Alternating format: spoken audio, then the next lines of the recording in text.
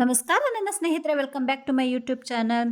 ಎಲ್ಲರಿಗೂ ವರಮಹಾಲಕ್ಷ್ಮಿ ಹಬ್ಬದ ಹಾರ್ದಿಕ ಶುಭಾಶಯಗಳು. ಇದೇನಪ್ಪ ತುಂಬ ಲೇಟಾಗಿ ವಿಡಿಯೋ ಹಾಕ್ತಾ ಇದ್ದೀವಿ ಅಂತ ಅಂದ್ಕೊಂಡಿದ್ದೀರಾ. ನಾನು ವರಮಹಾಲಕ್ಷ್ಮಿ ಹಬ್ಬದ ದಿನ ಹಬ್ಬ ಮಾಡೋದಕ್ಕೆ ಸಾಧ್ಯವಾಗಲಿಲ್ಲ. ಯಾಕೆಂದರೆ ಹಬ್ಬದ ದಿನ ನಮ್ಮ ಮನೆಯಲ್ಲಿ ಮದುವೆ ಇತ್ತು. ಹಾಗಾಗಿ ಹಬ್ಬದ ದಿನ ಹಬ್ಬ ಮಾಡಲಿಕ್ಕೆ ಸಾಧ್ಯವಾಗಲಿಲ್ಲ. ಹಾಗಾಗಿ ನಾನು ನೆಕ್ಸ್ಟ್ ವೀಕ್ ಅಂದರೆ ಲಾಸ್ಟ್ ಶುಕ್ರವಾರ ನಾನು ಹಬ್ಬ ಮಾಡಿದೆ. ಹಾಗಾಗಿ ನಾನು ಸ್ವಲ್ಪ ಲೇಟಾಗಿ ನಿಮಗೆ ವರಮಹಾಲಕ್ಷ್ಮಿ ಹಬ್ಬದ ಶುಭಾಶಯಗಳನ್ನು ತಿಳಿಸ್ತಾ ನಾನು ಹೇಗೆ ಕಳಸನ ಪ್ರಿಪೇರ್ ಮಾಡಿದೆ ಮತ್ತು ಕಳಸ ಹೇಗೆ ಕೂರಿಸ್ತೆ ಅನ್ನೋದ್ರ ಬಗ್ಗೆ ನಾನು ಡೀಟೇಲಾಗಿ ನಿಮ್ಮ ಜೊತೆ ಹಂಚ್ಕೊಳ್ತಾ ಇದ್ದೀನಿ. ಮೊದಲಿಗೆ ನಾವು ಯಾವುದೇ ಕೆಲಸ, ಯಾವುದೇ ಪೂಜೆಗಳನ್ನು ಮಾಡೋದಕ್ಕೂ ಮುಂಚೆ ಮೊದಲಿಗೆ ಮನೆ ದೇವರ ಪೂಜೆನ ಮಾಡಬೇಕಾಗುತ್ತೆ. ಹಾಗಾಗಿ ನಾನಿಲ್ಲಿ ಮೊದಲಿಗೆ ಹಿಂದಿನ ದಿನವೇ ಕಂಪ್ಲೀಟಾಗಿ ದೇವ್ರ ಮನೆಯೆಲ್ಲ ಕ್ಲೀನ್ ಮಾಡಿಕೊಂಡು ಎಲ್ಲ ಪೂಜೆಗೆ ರೆಡಿ ಮಾಡಿ ಇಟ್ಟಿದ್ದೆ. ಹಾಗಾಗಿ ಬೆಳಗ್ಗೆ ಎದ್ದು ನಾನು ಜಸ್ಟ್ ಪೂಜೆಗೆ ಹೂಗಳನ್ನಿಟ್ಟು ಎಣ್ಣೆ ಬತ್ತಿ ಎಲ್ಲ ಹಾಕಿಟ್ಟಿದ್ದೆ. ಎಣ್ಣೆ ಎಲ್ಲ ಹಾಕಿ ಇಲ್ಲಿ ತುಪ್ಪದ ಬತ್ತಿ ಎಲ್ಲ ರೆಡಿ ಮಾಡಿ ನಾನು ರೆಡಿ ಮಾಡ್ಕೊಳ್ತಾ ಇದ್ದೀನಿ.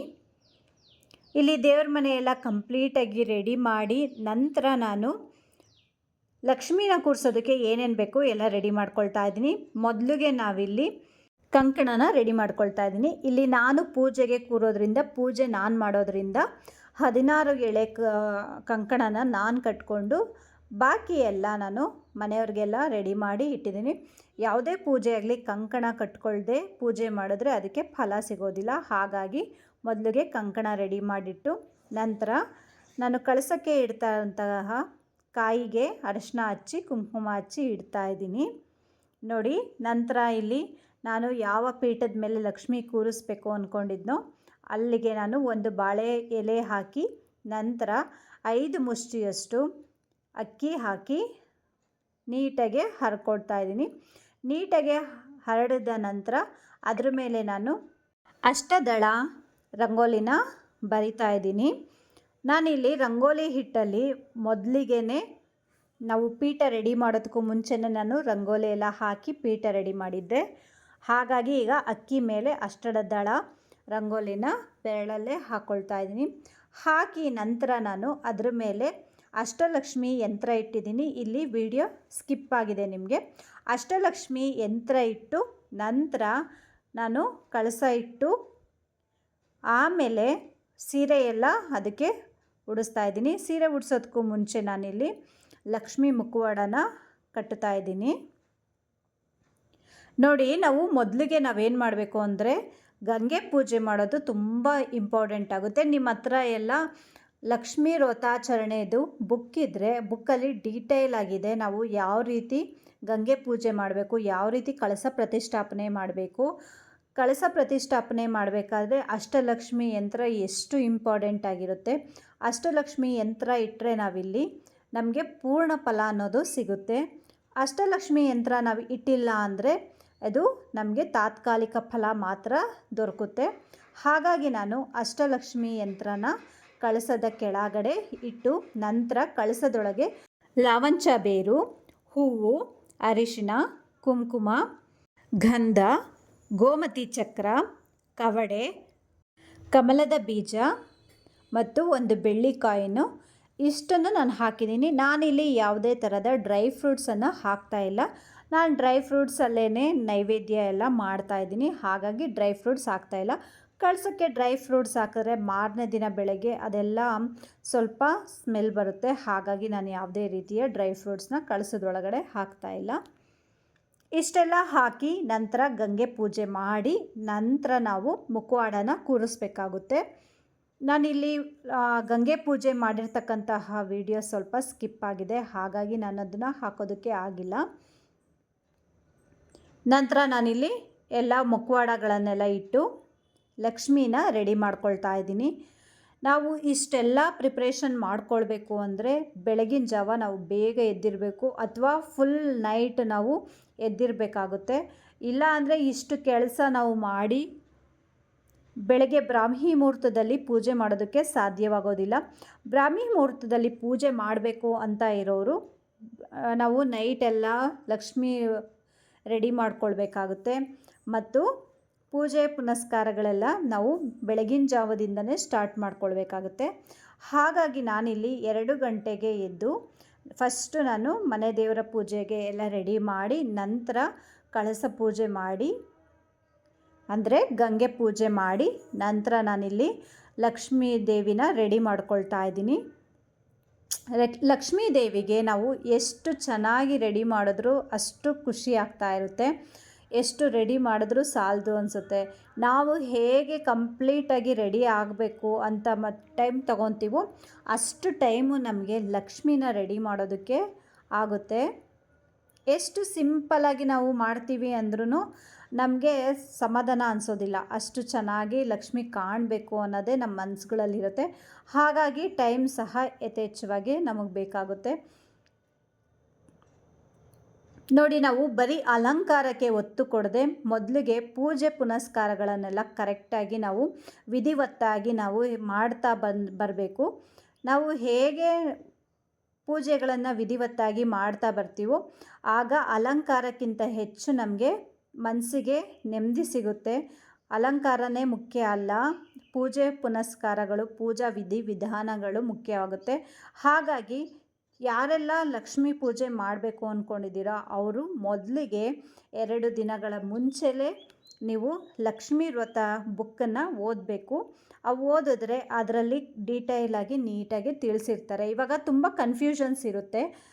ಲಕ್ಷ್ಮಿನ ಹೇಗೆ ಕೂರಿಸ್ಬೇಕು ಅಂತ ಗೊತ್ತಿರೋದಿಲ್ಲ, ಲಕ್ಷ್ಮಿನ ಯಾವ ರೀತಿ ನಾವು ಪೂಜಿಸಬೇಕು ಅಂತ ಗೊತ್ತಿರೋದಿಲ್ಲ ಅಲ್ವಾ. ಹಾಗಾಗಿ ನಮಗೆ ಈ ಡೀಟೇಲ್ಸ್ ಎಲ್ಲ ನಮಗೆ ಒಂದೊಂದು ವಿಡಿಯೋ ನೋಡಿದ್ರೆ ಒಂದೊಂದು ಥರ ಅನ್ನಿಸ್ತಾ ಇರುತ್ತೆ, ಮತ್ತು ಒಬ್ಬೊಬ್ಬರು ಒಂದೊಂದು ಥರ ಹೇಳಿರ್ತಾರೆ. ಹಾಗಾಗಿ ನಾವೇನು ಮಾಡಬೇಕು ಅಂದರೆ, ನಮಗೆ ಗೊತ್ತಿರೋ ರೀತಿಲಿ ವ್ರತಾಚರಣೆ ಬುಕ್ ಸಿಗುತ್ತೆ, ಲಕ್ಷ್ಮೀ ವ್ರತಾಚರಣೆ ಅಂತ. ಆ ಬುಕ್ ತಗೊಂಡು ನಾವು ಮೊದಲಿಗೆ ಅದರ ಯಾವ ರೀತಿ ಮಾಡಬೇಕು ಅಂತ ಇರುತ್ತಲ್ಲ ಅದನ್ನೆಲ್ಲ ನೀಟಾಗಿ ತಿಳ್ಕೊಂಡ್ರೆ ನಮಗೆ ಒಂದು ಐಡಿಯಾ ಬರುತ್ತೆ ಯಾವ ರೀತಿ ನಾವು ಲಕ್ಷ್ಮೀ ಪೂಜೆ ಮಾಡಬೇಕು, ಯಾವ ವಿಧಾನದಲ್ಲಿ ನಾವು ಪೂಜಿಸಬೇಕು ಅನ್ನೋದು. ಆಗ ನಾವು ಯಾವುದೇ ಸಂದೇಹವಿಲ್ಲದೆ, ಯಾವುದೇ ಗಡಿಬಿಡಿ ಇಲ್ಲದೆ ನಿಧಾನವಾಗಿ ನೀಟಾಗಿ ಪೂಜೆಗಳನ್ನೆಲ್ಲ ಮಾಡಿ ಮುಗಿಸ್ಬೋದು. ವರಲಕ್ಷ್ಮಿ ಹಬ್ಬನ ಬ್ರಾಹ್ಮಿ ಮುಹೂರ್ತದಲ್ಲಿ ಮಾಡಿದ್ರೆ ಒಳ್ಳೆಯದು. ಆದರೆ ಯಾರಿಗೆ ಬ್ರಾಹ್ಮಿ ಮುಹೂರ್ತದಲ್ಲಿ ಮಾಡೋದಕ್ಕೆ ಸಾಧ್ಯವಾಗೋದಿಲ್ವೋ ಅವರು ಗೋಧೂಳಿ ಸಮಯದಲ್ಲಿ ಮಾಡಬಹುದು. ಗೋಧೂಳಿ ಸಮಯನೂ ವರಮಹಾಲಕ್ಷ್ಮಿ ಹಬ್ಬಕ್ಕೆ ತುಂಬ ಒಳ್ಳೆಯ ಸಮಯ ಆಗಿರುತ್ತೆ. ಹಾಗಾಗಿ ನೀವು ದಿನಪೂರ್ತಿ ಲಕ್ಷ್ಮಿಯ ಉಪವಾಸ ಇದ್ದು, ಆ ದಿನ ಪೂರ್ತಿ ಉಪವಾಸ ಇದ್ದು ಮತ್ತು ಅಡುಗೆಗಳನ್ನೆಲ್ಲ ಮಾಡಿ ಸಂಜೆ ಲಕ್ಷ್ಮಿನ ಕೂರಿಸಿ ದೀಪನ ಹಚ್ಬೋದು. ಇಲ್ಲ ಸಾಧ್ಯವಾಗುವವರು ಬೆಳಗಿನ ಜಾವನೇ ಬೇಗ ಎದ್ದು ನಾವು ಬ್ರಾಹ್ಮಿ ಮುಹೂರ್ತದಲ್ಲಿ ಸಹ ಪೂಜೆಗಳನ್ನು ಮಾಡ್ಬೋದು.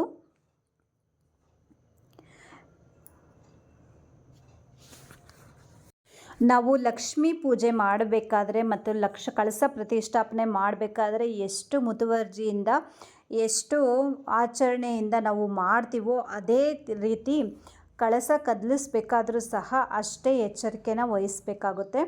ಏಕೆಂದರೆ ನಾನಿಲ್ಲಿ ಅಷ್ಟಲಕ್ಷ್ಮಿ ಯಂತ್ರ ಇಟ್ಟಿರೋದ್ರಿಂದ ಅಷ್ಟಲಕ್ಷ್ಮಿ ಯಂತ್ರ ಇಟ್ಟಿದ ಮೇಲೆ ಅದನ್ನು ಹಾಗೆ ಎಸೆಯೋ ಹಾಗಿಲ್ಲ, ಅದನ್ನು ನಾವು ಹರಿಯೋ ನೀರಿಗೆ ಬಿಡಬೇಕಾಗುತ್ತೆ. ಬೆಳಿಗ್ಗೆ ನಾನು ಇಲ್ಲಿ ಪೂಜೆ ಹೊತ್ತಿಗೆ ನಾನು ಎಲ್ಲ ಫಲಾಹಾರಗಳನ್ನು ಇಟ್ಟು ನಂತರ ಪಂಚಾಮೃತ ಅಭಿಷೇಕ ಮಾಡಿ, ಲಕ್ಷ್ಮೀ ವಿಗ್ರಹ ಇರುತ್ತಲ್ಲ ಅದಕ್ಕೆ ಪಂಚಾಮೃತ ಅಭಿಷೇಕ ಮಾಡಿ ಅದರದ್ದು ಅಭಿಷೇಕನ ನಾನು ಒಂದು ಬೌಲಲ್ಲಿ ಹಾಕಿಟ್ಟಿರ್ತೀನಿ. ನಂತರ ನೈವೇದ್ಯಕ್ಕೆ 1 ಲೋಟ ಹಾಲು, ಕಲ್ಸಕ್ಕರೆ, ಡ್ರೈ ಫ್ರೂಟ್ಸನ್ನು ಇಟ್ಟು ಪೂಜೆಗಳನ್ನು ಮೊದಲನೇ ಪೂಜೆ ನಾವು ಮುಗಿಸ್ಕೊಳ್ಬೇಕಾಗುತ್ತೆ.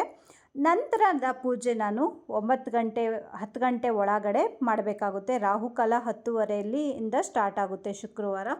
ಹಾಗಾಗಿ ನಾವು 10:30 ಒಳಗಡೆ ನಾವು ಎಲ್ಲ ಭಕ್ಷ್ಯ ಅಂದರೆ ನಾವು ಒಬ್ಬಟ್ಟು ಮಾಡಿ ಅಥವಾ ಪಾಯಸ ಏನೇ ನಾವು ನೈವೇದ್ಯಕ್ಕೆ ಮಾಡಿರ್ತೀವೋ ಅದು 10:30 ಒಳಗಡೆ ಇಟ್ಟು ಮತ್ತೊಂದು ಸರಿ ಪೂಜೆಗಳನ್ನು ಮಾಡಬೇಕಾಗುತ್ತೆ.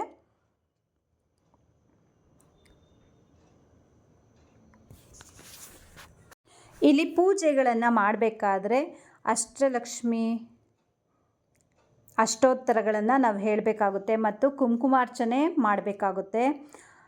ನಂತರ ನಾವು ವರಮಹಾಲಕ್ಷ್ಮಿಯವರ ಕಥೆಗಳನ್ನು ಹೇಳಬೇಕಾಗುತ್ತೆ. ಇದೆಲ್ಲ ಮುಖ್ಯವಾಗಿ ಬರ್ತಕ್ಕಂತಹದ್ದು. ಮತ್ತು ನಮಗೆ ಸಾಧ್ಯವಾದರೆ ಸಹಸ್ರನಾಮಗಳನ್ನು ನಾವು ಬೆಳಗ್ಗೆನೇ ಹೇಳ್ಬೋದು, ಅಥವಾ ಸಂಜೆ ನಮಗೆ ಸಹಸ್ರನಾಮಾವಳಿಗಳನ್ನು ಹೇಳಿ ಬರ್ತಕ್ಕಂತಹ ಮುತ್ತೈದೆಯರಿಗೆಲ್ಲ ಅರಿಶಿನ ಕುಂಕುಮ ಕೊಟ್ಟು ನಾವು ಅವರನ್ನು ಕಳಿಸ್ಕೊಟ್ಟು ನಂತರ ನಾವಿಲ್ಲಿ ದೇವರಿಗೆ ಆರತಿನ ಮಾಡಿ ದೃಷ್ಟಿ ಆರತಿ ಮಾಡಬೇಕಾಗುತ್ತೆ. ದೃಷ್ಟಿ ಆರತಿಗೆ ನಾವು ಕೆಂಪಾರತಿ ಮಾಡ್ಕೊಳ್ಬೇಕು. ಕೆಂಪಾರತಿ ಎಲ್ಲ ಮಾಡಿ ದೃಷ್ಟಿ ಎಲ್ಲ ತೆಗೆದು ನಂತರ ನಾವು ಕೆಲವರೆಲ್ಲ ತುಂಬ ಅರ್ಜೆಂಟ್ ಇದ್ದರೆ ಅಥವಾ ಬೆಳಗ್ಗೆ ಎದ್ದು ನಾವು ನೈವೇದ್ಯ ಎಲ್ಲ ಮಾಡೋದಕ್ಕೆ ಸಾಧ್ಯ ಆಗೋದಿಲ್ಲ ಅಂತ ಅನ್ನೋರು ನೈಟೇ ನಾವು ಕದಲಿಸ್ಬೇಕಾಗುತ್ತೆ ಲಕ್ಷ್ಮಿನ.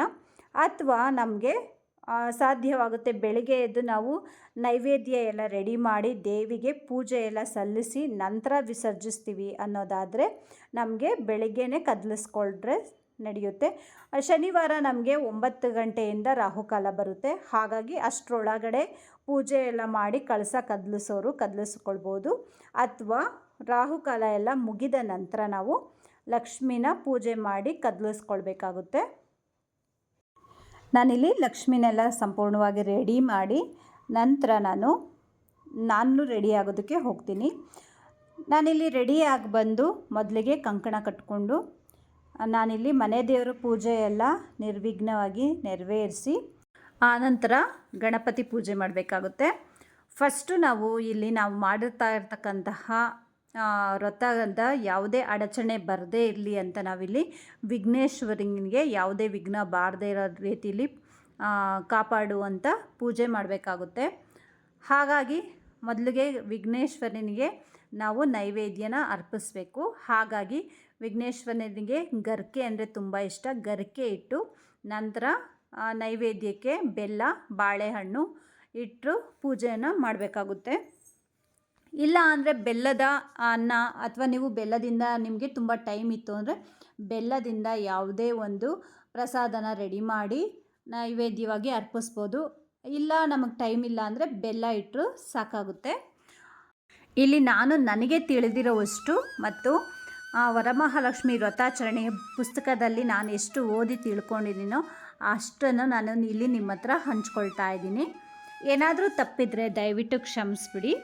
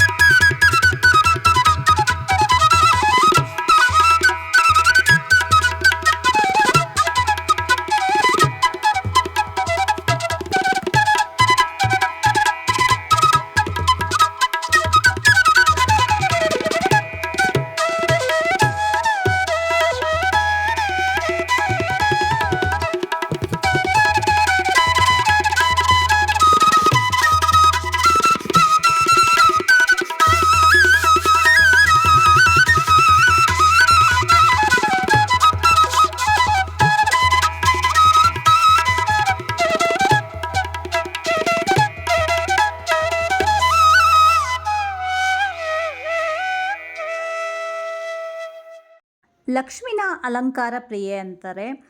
ನಮಗೆ ಗೊತ್ತಿಲ್ಲದೇ ನಾವು ಲಕ್ಷ್ಮಿನ ಕೂರಿಸಿ ನಾವು ತಯಾರು ಮಾಡ್ತೀವಿ ಅಂತ ಸ್ಟಾರ್ಟ್ ಮಾಡಿದ್ರೆ ಲಕ್ಷ್ಮಿ ತಾನಾಗೇ ತನಗೆ ಯಾವ ರೀತಿ ಬೇಕೋ ಆ ರೀತಿ ನಮ್ಮ ಹತ್ರ ರೆಡಿ ಮಾಡಿಸ್ಕೊಳ್ತಾ ಹೋಗ್ತಾ ಇರ್ತಾಳೆ.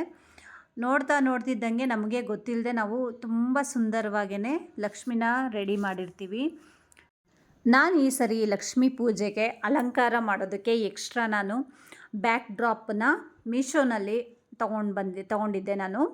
ನಂತರ 2 ಆನೆಗಳು, ಆಮೇಲೆ ಆಮೆ ತಗೊಂಡಿದ್ದೆ ನಾನು. ನೋಡಿ, ಇದು ಸ್ವಲ್ಪ ಬೆಳ್ಳಿ ಐಟಮ್ಸ್ಗಳನ್ನು ಸಹ ತಗೊಂಡಿದ್ದೆ. ಇದೆಲ್ಲ ಈ ಸರಿ ವರಲಕ್ಷ್ಮಿ ಹಬ್ಬಕ್ಕೆ ನಮ್ಮ ಮನೆಗೆ ಎಕ್ಸ್ಟ್ರಾ ತಗೊಂಡು ಬಂದಿರೋದು. ನೋಡೋದಕ್ಕೂ ತುಂಬ ಚೆನ್ನಾಗಿ ಕಾಣಿಸ್ತಾ ಇತ್ತು. ಅಲಂಕಾರ ಅಂತೂ ತುಂಬ ಇಷ್ಟ ಆಯಿತು ನನಗೆ. ಹೀಗೆ ಪ್ರತಿ ವರ್ಷವೂ ಏನಾದರೂ ಒಂದು ಹೆಚ್ಚಾಗ್ತಾನೆ ಇರುತ್ತೆ. ಲಕ್ಷ್ಮೀ ಹಬ್ಬ ನಮಗೆ ಯಾವ ರೀತಿ ಒಲಿತಾ ಇದೆ ಅಂತ ನಮಗೆ ಅನಿಸುತ್ತೆ ಅಂದರೆ, ಹಿಂದಿನ ವರ್ಷಕ್ಕಿಂತ ಈ ವರ್ಷ ನಮಗೆ ಏನು ಹೆಚ್ಚಾಗಿದೆ ಮತ್ತು ಏನು ಡಿಫ್ರೆನ್ಸ್ ಇದೆ ಅಂತ ನಮಗೆ ಅನಿಸುತ್ತಲ್ಲ, ನಮಗೆ ಅದೇ ವರಲಕ್ಷ್ಮಿ ಹಬ್ಬ ನಮಗೆ ಕೈ ಹಿಡಿದಿದೆ ಅಂತ ಹೇಳ್ಬೋದು.